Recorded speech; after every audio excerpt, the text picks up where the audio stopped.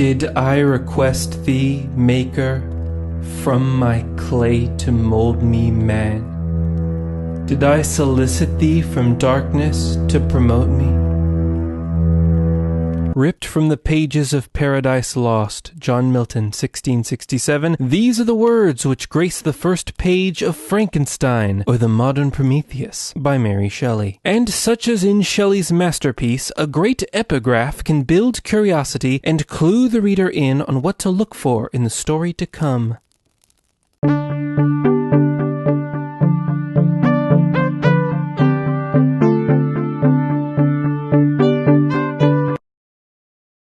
Puke Cats on Laptops. I think regardless of whether or not you liked it, I do, or whether or not you absorb one of the movie's many abstracted themes and messages, there's little argument to be had that Jordan Peele's sophomore turn as writer-director is a work of art. Immaculately crafted and brimming with imagination. Us is what we talk about when we talk about a capital M movie. You'll laugh, you'll scream, you'll consider the fluid nature of morality. Also, spoiler alert!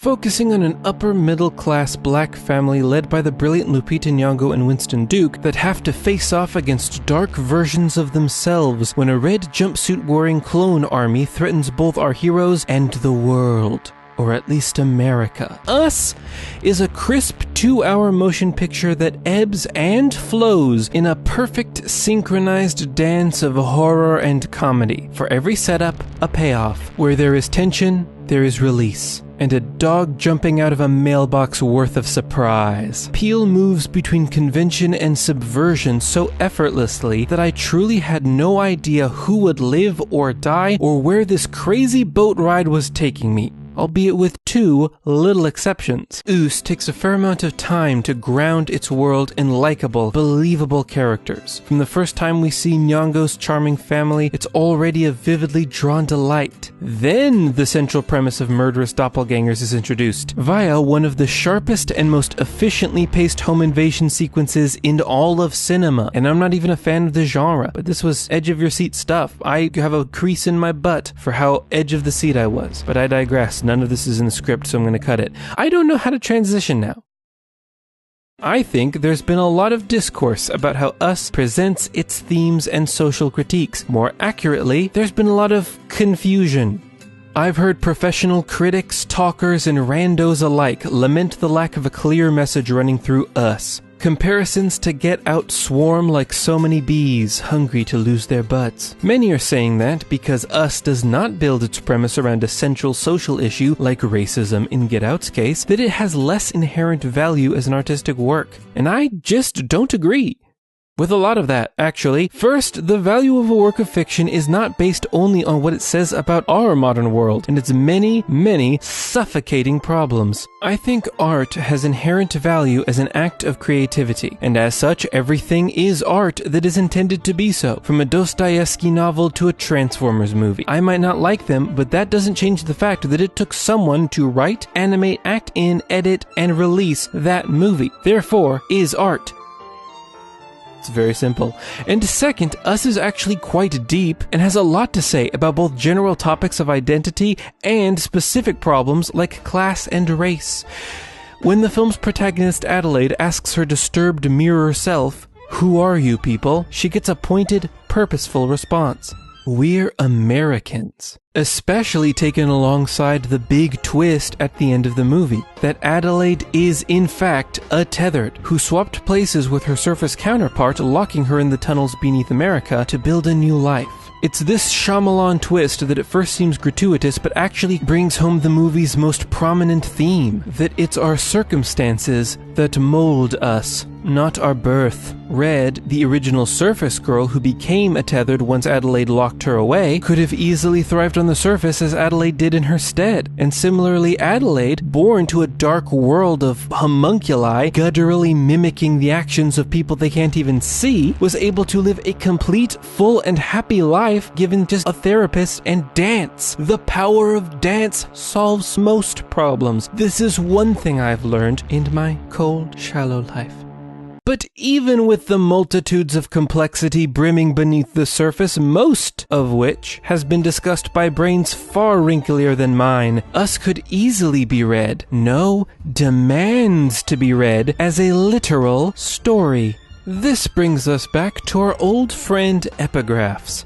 An epigraph is a little nugget of text, either a quote, a fact, or something entirely made up by the author that helps to set the stage, drawing the audience mind toward an idea, pocketing it. Take, for example, Frankenstein. This short block of text holds within it the themes, logic, and even basic premise of Frankenstein.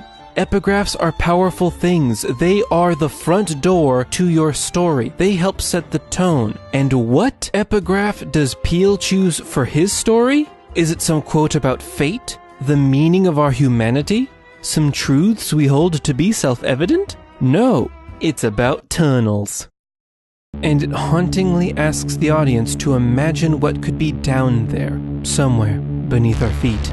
This forcible imagination swings our mind's focus to try and understand this new Twilight Zonian world and its internal rules. I think this is an attempt to get us to see the family and other fictional people as humans in a world of humans, by daring us to take these events at face value, to see tunnels as just that, dark places with things in them. The movie dares us to see its characters as people. Real people, not ideas nor stand-ins for cultural slices. I mean, on further viewing, it's easy to see the allegory and metaphor surrounding, circling each of their heads like a small cloud raining college essays. But first and foremost, good movies, which I believe Us is, are about people. Relatable, caring, or dislikable, but always people. I can't think of the last time I saw a movie and said, damn, that dramatic representation of social and economic injustice can't get it. But I do remember thinking, gosh, I hope Adelaide gets out of this sticky pickle. And that just might be a point. For the same reason that those late-night infomercials about starving children randomly name one unfortunate youth and paint them as a central figure. Our minds can only connect to something that we can empathize with. And for most of us simple hamburger apes, it's hard to identify with a class or group that is different from our own. They all seem to melt together in a large person soup.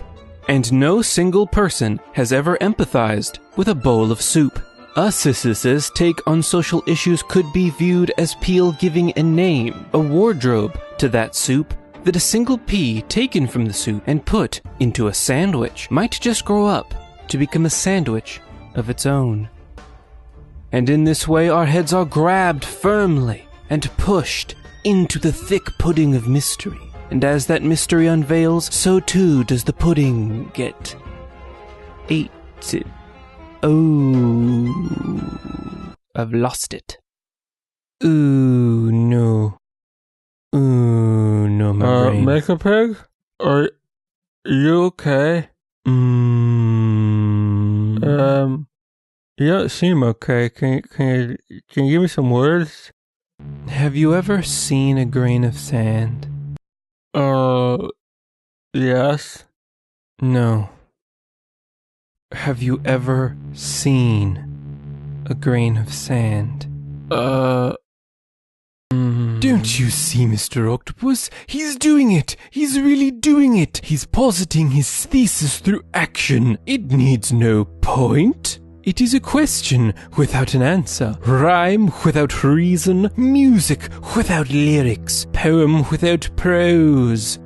Why, I've never seen the boy this evolved. The ends are an illusion. It is the journey which embodies life. Oh. Okay, sure. But look at him. Did I eat that sandwich? Or is it still in the fridge? Oh, Mr. Octopus, I thought this whole time he was Goombas, but see before you. He's contemplating the ephemeral state of existence. Is the sandwich there? It's in a quantum state, neither eaten nor whole, similar to how the tethered in us, quantum entangled to their other selves, their surface selves. He's transcended the fickle bonds of our cheese-smeared concrete world. Is he asleep? Ah, the genius is ceaseless, like the vomit stains in a Chipotle bathroom. We are so consumed by thought, each and every one of us, it's exhausting. Sometimes the only escape we have is the infinite sea of our own dreams. The most elevated form of critique, of thesis, is to simply abandon all hope of understanding anything. Now he's eating the sandwich. Pickles. Oh, well, that's a comment on a consumerist culture and the commodification of ideas that... Nope, he's just a dumpus. I tried. Oh well, I will allow you to return to your vapid, meaningless life. Nothing vapid about this sandwich. This sandwich is great.